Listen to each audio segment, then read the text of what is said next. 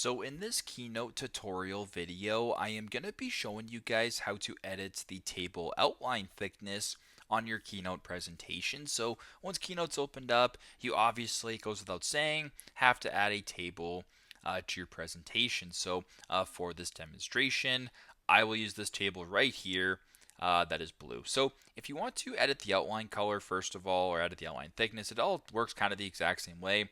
Press on the table, go to the right hand side of your screen, make sure that table is selected right here. Scroll down to where it says table outline. Simply just go ahead and if you want to change the outline thickness right here, so you can change the grid lines as well if you're looking to do that. It's completely up to you. Simply go to where it says 1 point right here. Now you can actually make it thinner if you want, but you can also make it thicker just by increasing the number just like this. You can type in a custom number if you want as well. So if you want, 30, you can press on that, and there you go. That's pretty straightforward, but that is how to edit the outline thickness of a table here on Keynote. Thanks again for watching, and I hope this video helps.